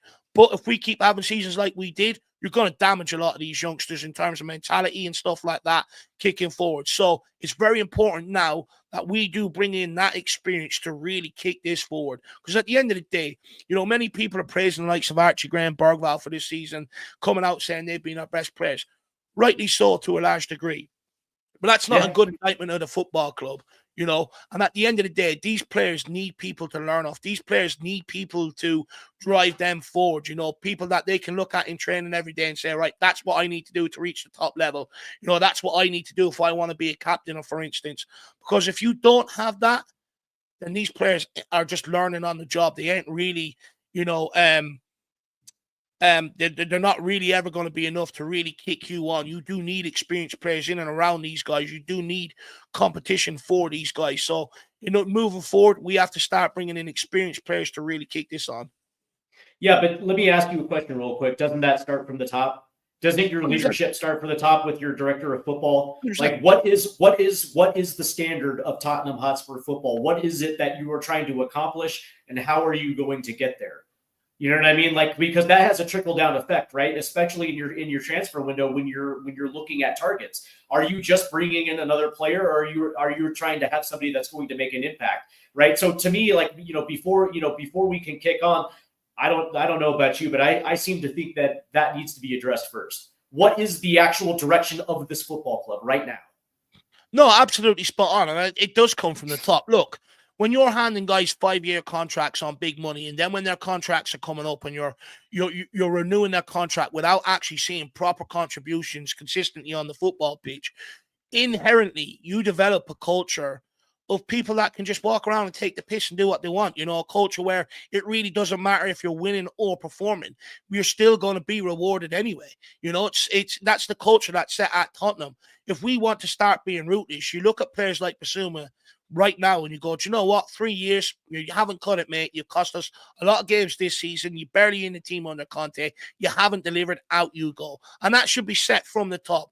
We're going to buy you, but you've got 2 years to prove yourself. Within that 2 years, if you don't, you're being bounced out the door. All of a sudden, you create a culture of people that are on it.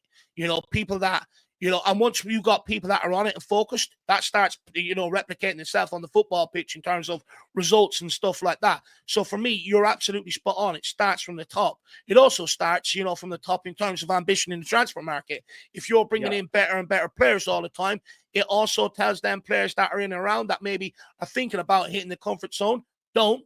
Because you've now got more competition. You've now got another level to hit. So it just drags everybody forward. If you had a medical department that was geared up to really help people, you show that you're serious. You could turn around to them players and say, well, look, we're giving you the best in class. You get out there and you repay us. All these things, you're absolutely spot on. It trickles down from the top. But when you've got ownership that allow players, to be here for 4 or 5 years without contributing, being injured all the time, you've got senior players here looking at these youngsters coming in going, well, they're not really matching my ambition. It allows them to slide off to a large degree, demotivate themselves. So you're absolutely spot on. It all starts from the top, that rootless nature. And look, are we going to get it under Daniel Levy and Enoch? I'm not quite so sure. Yeah, here's the thing, right? Like, Levy's going to be Levy. Like, I think that 100% is going to be year in and year out. He's going to be, okay, cool. We're just going to, in his mind, we're going to continue to turn a profit. Okay, that's great. Daniel Levy sets the budget. And then within the confines of that budget, your director of football says, okay, cool. These are, this is, this right here is our ambition. This is what we're trying to accomplish. And within those guidelines, you go out and you kick on and you get the job done. Now, I said this last time that I don't rate Johan Langer at all. As a matter of fact, it was the January window where you couldn't get, like, your specialty is supposed to be youth, and you couldn't even get Matistel to sign on the dotted line. As far as I'm concerned, that right there is grounds for termination. But that being said, it's like, okay, fine. So we have a philosophy that we're going to build a young core. Then that ambition has to be matched in that position, and it has to be reflected in that coach. If, me personally, I look at this and I look at our football operations staff, and I just see weak. I just see weakness everywhere. Yeah. I see a dude without an island, without a flag. It seems like what's funny is the things that people are saying about Ange Postecoglou, about how he's not good enough to be at this level. I feel the exact same way about Johan Langer. 100%. If it starts at the top, then let's actually address it. Let's not dance around it and lay these problems at Ange Postecoglou's feet. And this has nothing to do with happy clapping. This has everything to do with, okay, cool. Define what you want this football team to be. Define it. And if it's winning trophies, then you need to have a guy that represents that ambition, that is not afraid to go out there and push for top players. Yeah. If it's Paratici, then bring him back. Look, absolutely spot on. I fully agree. Look, Paratici, he had a really difficult job. He had to turn over a squad that were all on absolutely high wages, very little resale value, while also trying to build, a team, coerce players to come here, while also trying to put in, a medical department, or try and put in a transfer department, which was absolutely null and void and not fit for purpose. He came out and said that himself. While also trying to, restructure the academy and absolutely everything else. You look at someone like Johan Lang, he's only doing a 1/3 or 1/5 of the job that Paratici overtook when he came in here.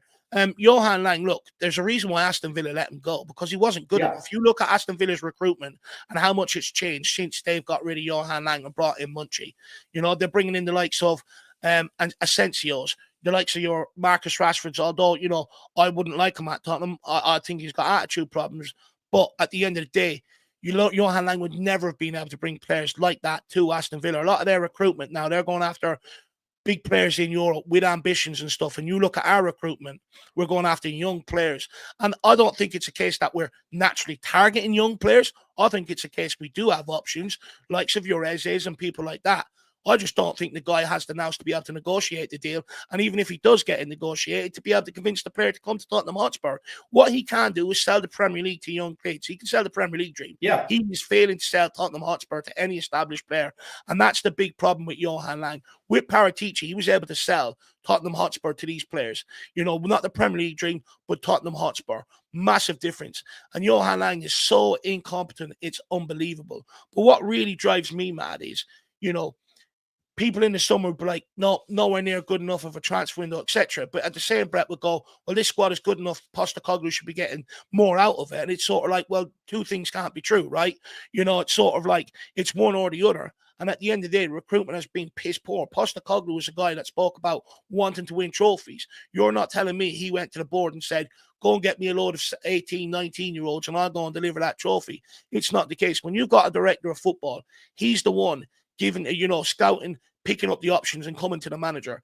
Now, if you're Ange Postecoglou and you've said got Archie Gray and 4 or 5 other youngsters being presented to you, obviously you're going to pick Archie Gray. But if you had Archie Gray and 3 or 4 more experienced midfielders with a bigger reputation, you can guarantee you he's picking them players. So it's what they ultimately come to Ange Postecoglou with and the selections they come with. It's nowhere near good enough. You look at Johan Lang since he's come in here. Postecoglou needed help in the first January transfer window, delivered Timo Werner and fucking Radu Dragusin. He needed help this summer. The only player he delivered to help that first team, to actually come in and start in that first team, was Dom Solanke. Everything else was a huge gamble. We needed help this January to alleviate the slide and kick on. We bring in Kinski, who had 2 good games, and the rest he cost us. He cost us the Aston Villa game. Could have done better in the Liverpool game. Cost us the North London derby. You bring in an experienced goalkeeper, you change some of them results. I was fine with Kevin Danso, fair enough. I think good signing there. But then you bring in Matisse Tell to a struggling forward line, a 19-year-old kid who's not even starting week in, week out, to be the guy to save your season. So this is where I keep saying Postecoglou has not been helped in this transfer window. You're bringing in a lot of young players, inexperienced players that are raw, that are developing on the job, rather than bringing experienced players ready to go, that Postecoglou can just give them the instructions and away they can go, they can produce. And there's a massive difference. And for that reason alone is why Johan Lang needs to go. You look at Paratici, brought in Romero, he brought in the likes of Bentancur, he brought in Van de Ven, he's brought in Vicario, who else? He's brought in multiple players into this team. He brought in Jed Spence. He was the one that signed Udogie. He was the one that went and signed most of this team, to be quite frank with you. You look at most of that starting 11, it's still off what he signed here at this football club.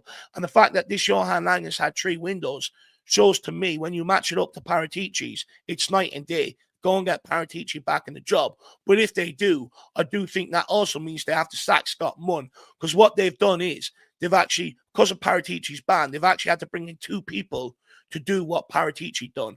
Scott Munn to run all the operations, and then Johan Lang to look after the transfers. And both of them are failing, in my opinion. I said, I've said this on a few occasions. Don't be surprised if the summer window plays out much to what we saw last summer. If that happens, don't be surprised, because I am not convinced that Johan Langer can bring in a guy like Eberici Eze or a guy like Mark Gahey. When there's other teams that are going to be vying for their services, I don't see Tottenham Hotspur being able to get those guys through the door. Versus, maybe like a guy like Luca Koleosho who plays for Burnley. Like you're talking like your 18 to 20-year-olds. Yeah, that's probably going to end up being what we're going to see, because again, yeah, you're absolutely right. He can sell the Premier League and the Tottenham Hotspur to youth, but when it comes, but when it comes to getting established players through the door, I have zero faith. And that's this is not an Ange Postecoglou issue. This is a director of football issue. And you're absolutely right, dude. He's had 3 windows. And name me a window where you've said that's the guy. You know what I mean? Like he's the guy going forward. Your transfer windows are used to kick you on, right? Last January with the window we have, did we kick on after that? No, things got worse. This summer, we had a transfer window. Did we kick on after that from where we were last season? No, things have got worse. This January, we had a massive opportunity again to try and alleviate the slide. Did we bring in anybody that's made a massive difference to help alleviate it to a large degree? No, we've been relying on our players coming back from injury. So across all 3 windows, the guy has failed to kick on this football club. You look at Paratici's transfer windows, he was kicking this club on.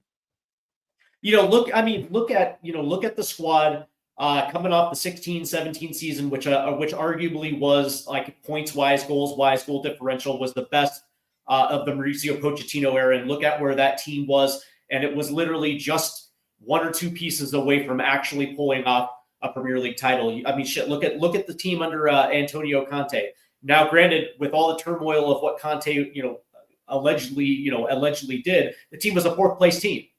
Look at the talent that was on the field versus look at what it is today. Yeah. It's being so very close. I mean, you're a top 4 team. You're a top 4 team, and you're just that close. And it seems like in the last 3 windows now, it seems like we've gotten further away from where we actually should be as a football team. It looks like we've done an about phase. And look, the biggest thing is, anytime a manager, at the first sight of trouble on their manager, we pull the plug. What we don't, as what the ownership doesn't do, is take accountability for piss poor transfer windows under these managers. They almost blame the manager. We bring them in. We go, you've been successful everywhere else. Make it work at Tottenham. But by the way, we're not going to give you the recruitment that these other clubs have given you. We're not going to let you bring your coaching staff the way these other clubs have. You've just got to make it work. And we're going to bring in substandard players on the cheap that you need to develop into world-class players. As soon as that sort of shit and your transfers come back and, cause you trouble on the football pitch, they blame the manager and sack him rather than taking accountability for the poor windows. In order to change, there has to be a recognition inside the club going, do you know what? We've got the right guy. We just didn't match up the right recruitment. We've recognized that now. We're going to change and we're going to push on. That's what should be happening. When you look 100%. At the tenure, the longevity of leaving in ELIC, what is it, 24 years? And the amount of managers we've had in the dugout, not including interim managers, it's every 2 years you're changing chop and direction. So, no matter what manager you bring in, they all have different specificities, even if they're all defensive managers. We had Nuno, Jose Conte back-to-back. They all wanted different players to suit their system. So the reality is, we have an idea at Tottenham that if we bring in players for an attacking manager, the next attacking manager will be able to come in and take this forward. But the reality is he attacks differently to the way Postecoglou would. He's going to want different players for that. So when you're sacking a manager every 2 years, you're constantly making your budget spread over 8-9 players to try and develop a manager under this squad, a squad under this manager, which means you're then reducing the quality that you're buying in because you have to make that budget spread. And then all of a sudden, the first sign of trouble, we sack him. Then you're bringing in another manager. He's working with 4 or 5 different squads from different regimes and stuff like that. He's trying to then get his squad settled. You don't help him in the transfer window. All of a sudden, you're sacking him again 2 years later.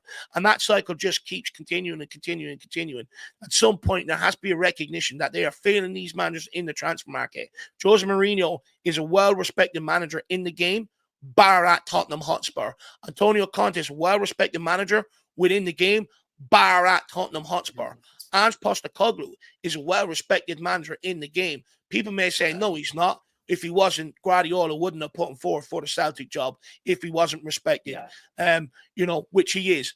But look what we're getting out of him. Nuno, to a degree. Great earned respect at what he done at Wolves. Went out to Saudi, won a trophy, come back, earning great respect what he's doing at Nottingham Forest. The only place he didn't get respect, Tottenham fucking Hotspur.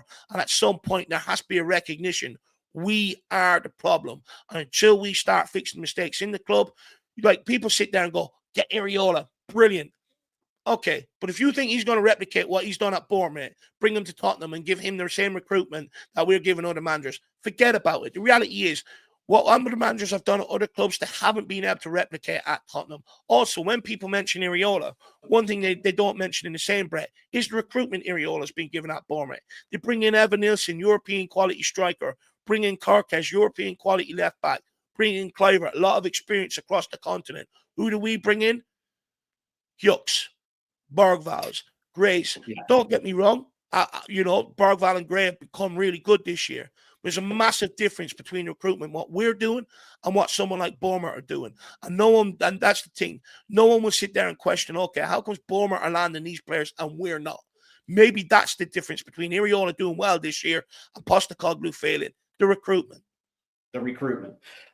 Tomorrow, our Tottenham Hotspur take on a Fulham side that over the course of the last 5 years seems to be a thorn in the side of Spurs.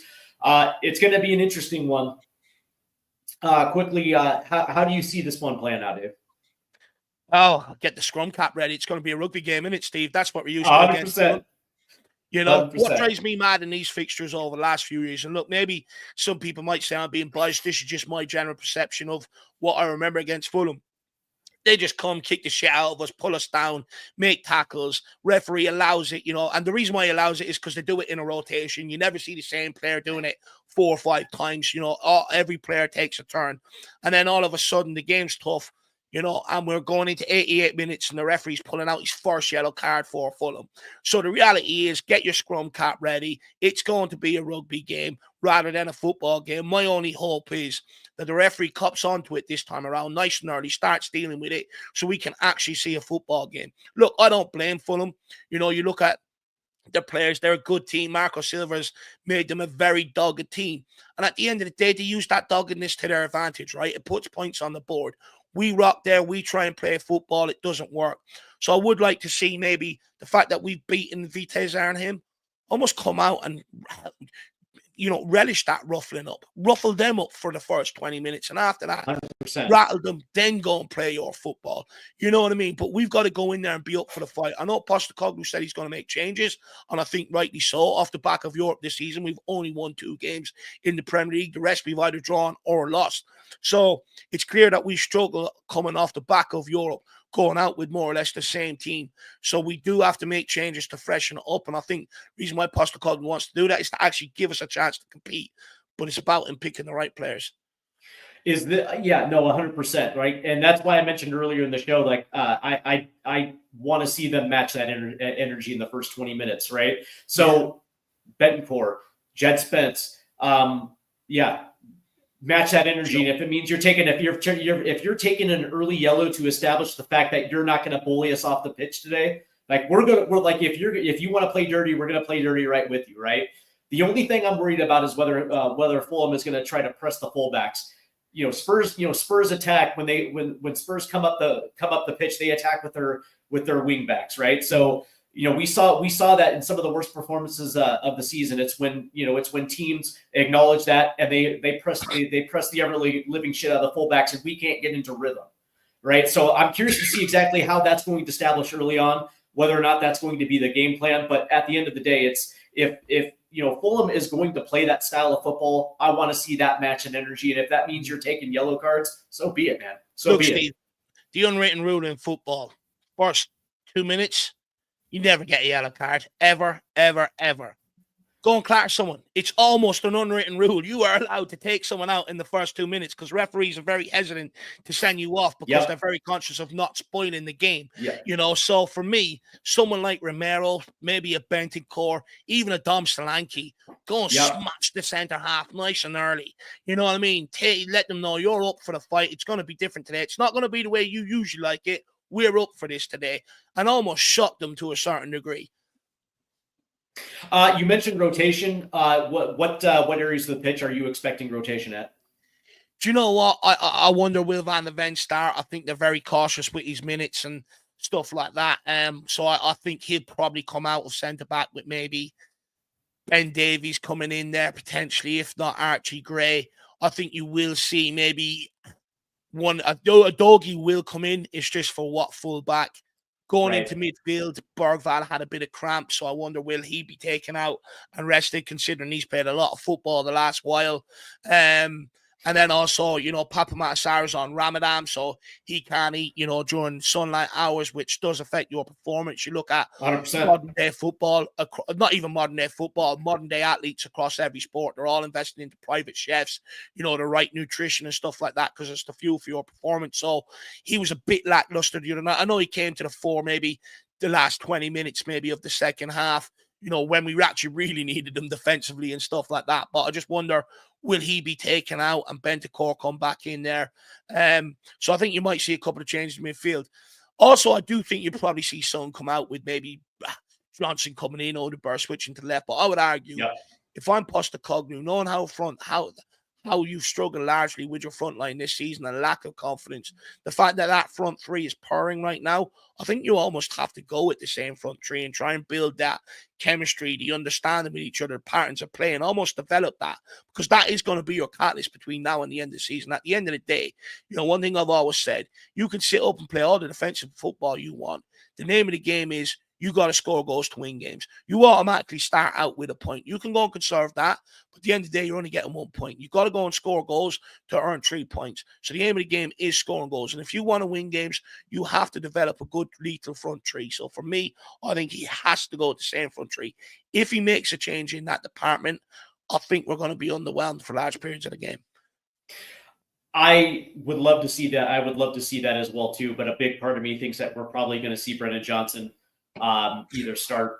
Like a big part of me thinks that like in an attempt to give Sonny maybe a little bit of a breather, they'll start Odegaard off the left and Brendan Johnson. But that being said, I understand the need to want to make sure Van de Ven's minutes are watched. You can still do that, even having him start. Like if you want to bring him off at halftime, so be it. But one of the things that I want to see specifically is this team scoring an early goal. Yeah. Like I want to see this team start fast. you can make changes at halftime if you want to regulate some minutes. Okay, fair enough. But one of the things that I just want to see for the first time that I haven't seen in quite a long time is this team within the first 20 minutes get that first goal, get that rhythm established. Yeah, spot on. 100%. 100%. Well, Dave, we're coming to the end. I definitely want to thank you for taking the time out. It's always a pleasure having you on, man. What's going on with the Irish Hotspur this weekend? Yeah, so my predicted lineup will be out, either late tonight or early in the morning, depending on what time I fancy putting it out for. And then you've just got your usual match day build up on your watch along, and then we're into the international break. I won't be around Monday doing anything Monday because it's St. Patrick's Day, so I'll be out, having fun at the parade and stuff like that. So that's what's coming up with the Irish Hotspur. Look, I want to say again, Steve, thoroughly enjoyed this. If you ever want me back, just let me know. Again, apologies, I didn't know that the clocks either went back or forward, which meant, I was a bit out of sync on time. I was supposed to be here half an hour earlier, so I'm sorry for messing you about in that regard. But you know what? I really enjoyed these conversations, Steve. And like I said, I need to try and work it out with you to get you on our channel, because I think you got a lot of good things to say, my man. Thank you very much. Yeah, absolutely. But I do gotta ask you this. Like a couple days ago, somebody was bringing up hot dogs on the show, and I think you mentioned something about putting ketchup on your hot dog, and so I was like, ketchup on a hot dog? I was like, tell me it's not true, my man. Yeah, that's quite common over this side of the world, lad. A bit of ketchup on your hot dog. Yeah, mustard isn't really a big thing in Ireland. Don't get me wrong, everyone knows what mustard is, but it's not something that many people like. Everyone loves a bit of ketchup. So yeah, ketchup on the hot dog. Yeah, have you never had red sauce tomato ketchup on the hot dog? Yeah, like when I was 6. You know what I mean? But then, so I grew up in a very Jewish family. My dad being Jewish, so we had a lot of bratwurst, and we had a lot of spicy Polish, that type of thing. And generally speaking, ketchup was only used for for French fries. You know what I mean? Or maybe on a burger. But as far as hot dog goes, man, it was always spicy mustard. It was always onions, and and then over the years, man, I've developed a taste for jalapenos on my hot dogs. You know what I mean? So onions and jalapenos, maybe some sauerkraut, but yeah, I was like, say it ain't so, man. Ketchup on but that's the thing. It's like, I think you highlighted the fact that it's probably a cultural thing over there in the UK. You know what, as well though, Stevie, I don't, like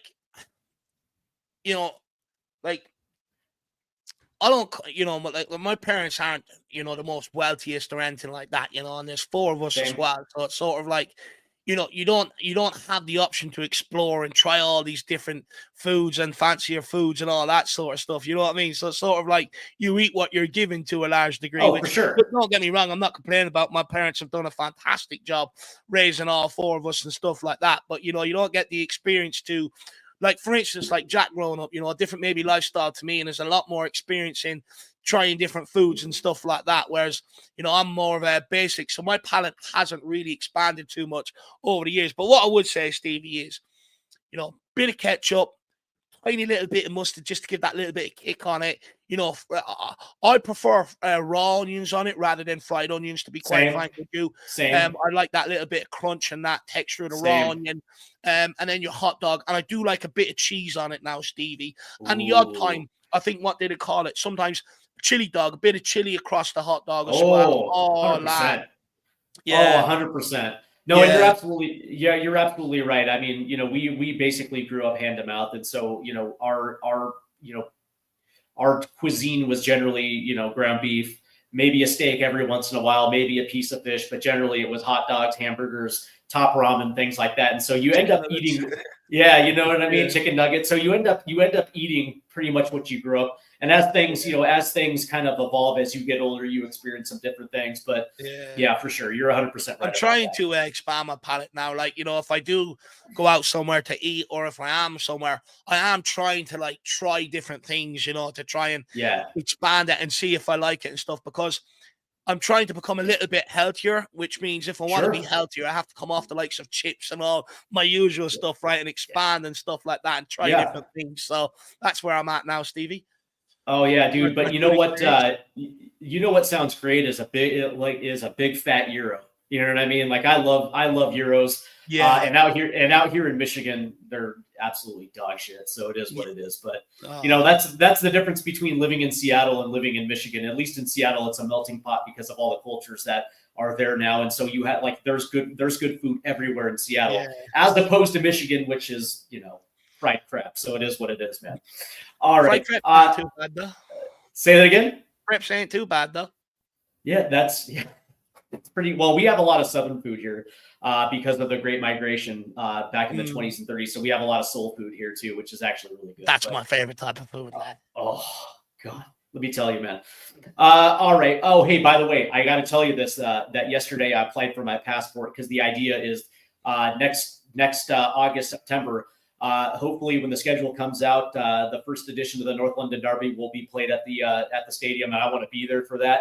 So awesome. I'm making plans to come to the UK to watch Spurs football, man. So I wanted to let you know about that. I can't wait. I can't wait, man.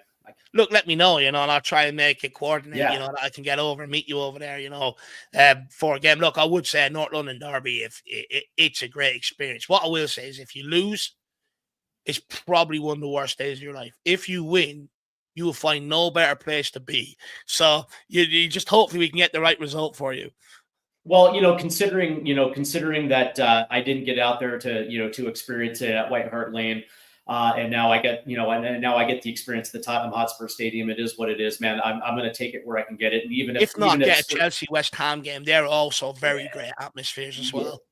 Yeah, I mean, I'm just excited for the experience and the atmosphere. You know what I mean? Like as being a Spurs fan, being able to watch them in person, I just think I'll take that in as a first time experience. So I'm not obviously I want to see him win, but that being you're gonna love the stadium. You're gonna love the stadium.